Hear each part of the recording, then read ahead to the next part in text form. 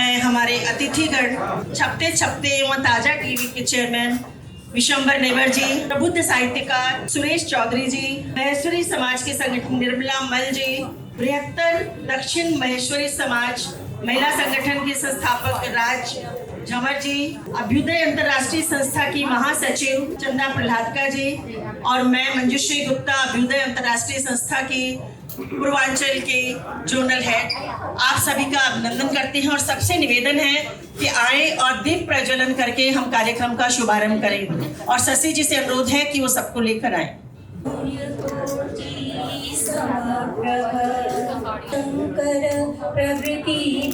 नमस्तस्यै नमस्तस्यै नमस्तस्यै नमो नमः।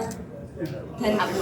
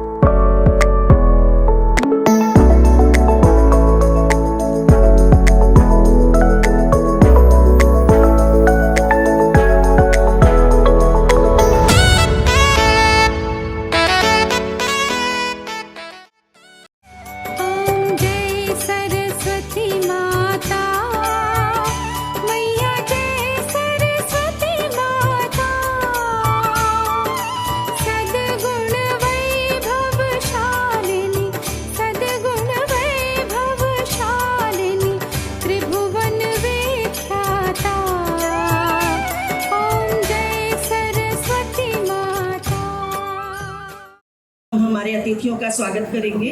सर्वप्रथम सुशील लाहौटी जी से अनुरोध है कि हमारे मुख्य अतिथि विशंबर नेवर जी का सम्मान करें।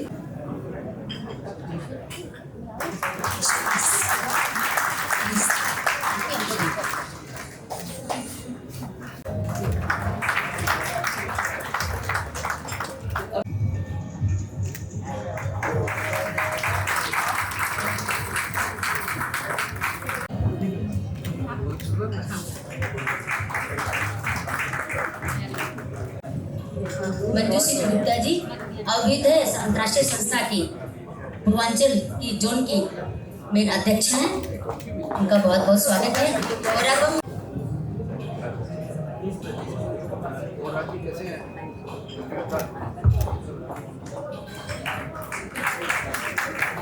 अनुरोध करती हूँ कि वो आज के हमारे प्रबुद्ध साहित्यकार, अब तो आज तो कहूँगी मैं, शशि लाहौटी जी का सम्मान करें और वो मंच ग्रहण करें।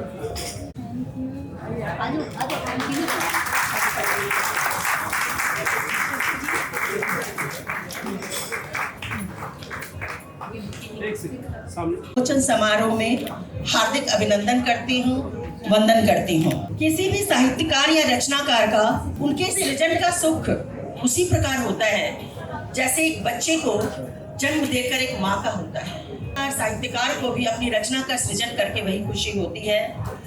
शशि जी के लिए मैं यही कहना चाहूंगी, साहित्य साधना पथ में चली नव उजास मिला, आकांक्षाओं उम्मीदों को नया प्रकाश मिला, प्रतिभाएं निखरे निज वजूद को कायम रखें, अंतर्भाव सृजित अब उड़ने का आकाश मिला, अब उड़ने का आकाश मिला। मैं हमारे मुख्य अतिथि और सभी हमारे अतिथि गणों से अनुरोध करूंगी कि वे इस संदूकची को खोलें और पुस्तक का विमोचन करें। जोरदार तालियां। अतिथि साहित्यकार निकली हैं तो इनका बहुत बहुत अभिनंदन।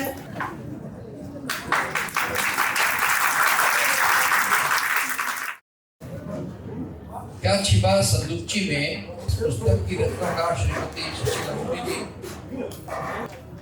लाहौटी जी बैठी हैं और बाकी सभी विद्वत मंडली सबसे पहले मैं श्री लाहौटी जी को बधाई देती हूँ। अगर एक कविता लिखकर वो एक कवित्री बनकर अपनी पहचान बना रही हैं और साथ ही साथ एक सफल गृहिणी भी हैं, तो ये बहुत बड़े गौरव की बात है एक नारी के लिए। मैं हमारे प्रबुद्ध साहित्यकार सुरेश चौधरी जी से अनुरोध करूंगी के बारे में कुछ पुस्तक के बारे में बताएं।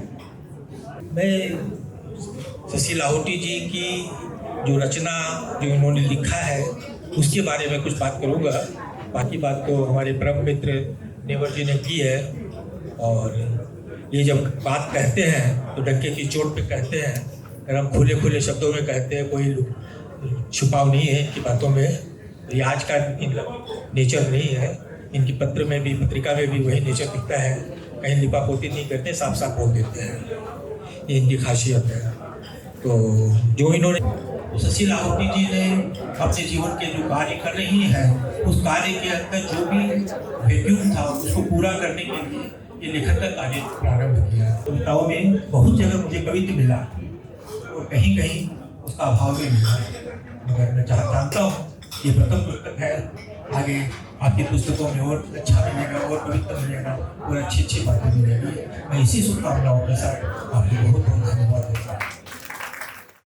और आज उपस्थित सभी लोगों का बहुत बहुत धन्यवाद कि आज आप मेरे इस जीवन के यादगार पल के साक्षी बने हैं। सब कुछ सपना सा लग रहा है, एक ऐसा सपना जो कभी देखा नहीं और पूरा हो गया।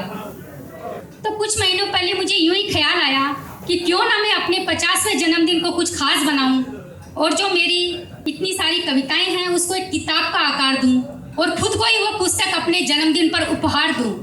बस इसी ख्याल ने मुझे ये क्या छिपा संदूक चीज लिखने के लिए प्रेरित किया। सबसे बड़ी चुनौती मेरे सामने थी कि इस किताब को नाम क्या दिया जाए, और इसी तलाश के दौरान एक दिन अचानक ये शब्द मेरे मन में आए और अंदर से आवाज आई कि इससे बढ़िया नाम इस किताब का नहीं हो सकता, क्या छिपा संदूकची में।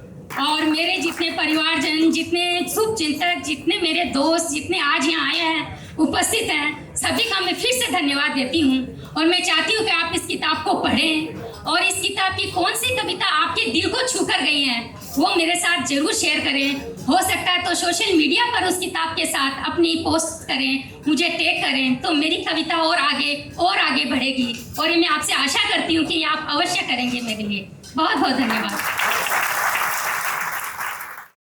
तो शशि जी आपको फिर से बहुत बहुत बधाई। और शशि जी ने बहुत सुंदर अपनी भाव सेवर की है, उसको देखकर मेरा भी मन हुआ कि मैं कुछ बोलूं उनके बारे में।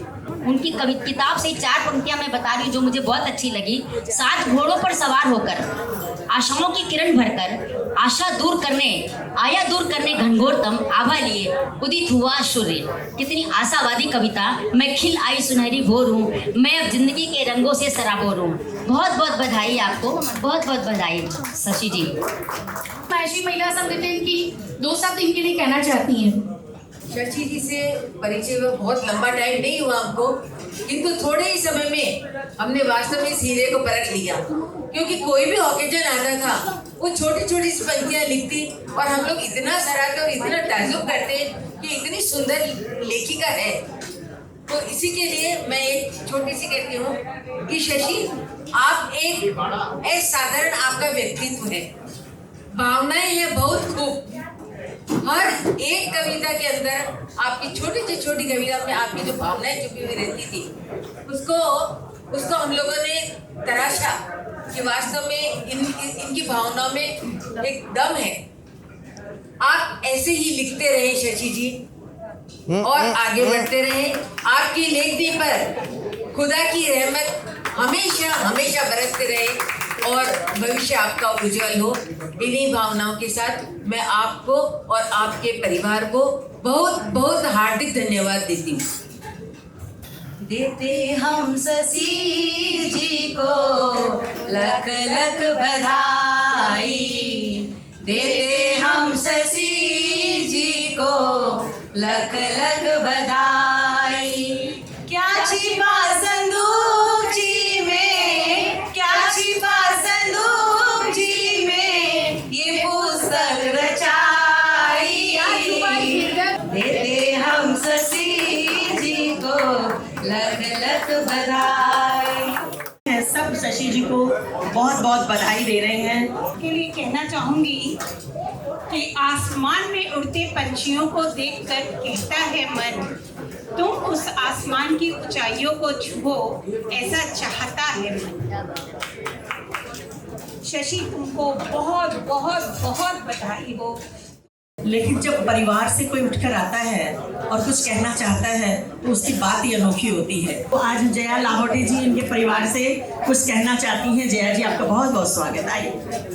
क्या बताएं हम इस कवित्री के बारे में, हमारा घर का नाम ही रोशन कर दिया इसने। हमारी कवित्री बहू के लिए 4 लाइन लेके आएंगी। हमारी शशि हर प्रोग्राम के लिए रहती एनर्जी के साथ तैयार। आपके हंसमुख स्वभाव की चर्चा होती हर बार। हमारे परिवार के लिए आप है एक प्यारा सा उपहार। शशि बहू, करिए आप हम सब की ओर से शुभकामनाएं स्वीकार कीजिए। आप हम सब की ओर से शुभकामनाएं स्वीकार। Thank you. ननद, आप सोचिए शशि जी की ननद उनके बारे में कुछ कहना चाहती हैं। बहुत बहुत स्वागत। ऑलराउंडर मेरी भाभी, हंसमुख जैसा स्वभाव है वैसे ऑलराउंडर। अभी आपने बोला कोई और शायर आए तो थोड़ा बातचीत हो जाए।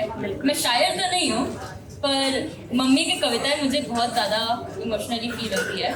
मैं जब यूएस गई थी तब मम्मी ने मेरे लिए एक कविता लिखी थी। वो कविता किताब में है पर दूसरे नाम से है।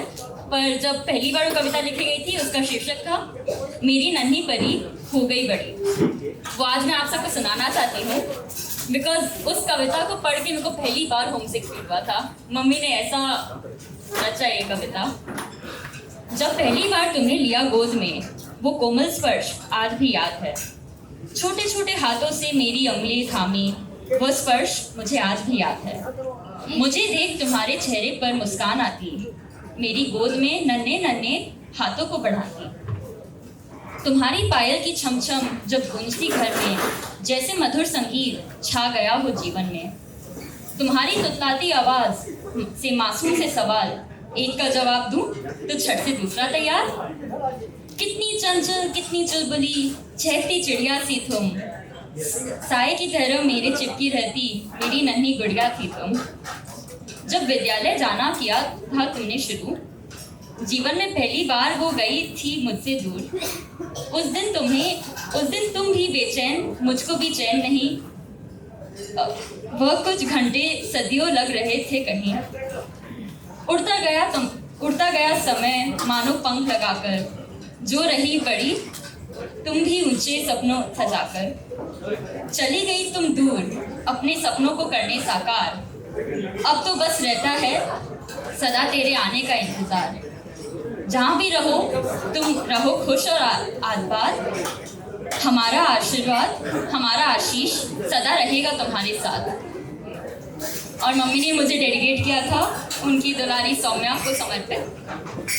और इसी के साथ मैं मम्मी को हैप्पी 50th बर्थडे विश करती हूँ एंड मम्मी को एकदम कंग्रेचुलेट करती हूँ कि मम्मी ने ऐसा किताब लिखा कि सबको पसंद है। सबको इस किताब को पढ़ती पूछते अरे क्या है उस किताब का राज, क्या है उस किताब में। चलो उसको खोल के देखते हैं और चलो इसी बात पे केक काटते हैं।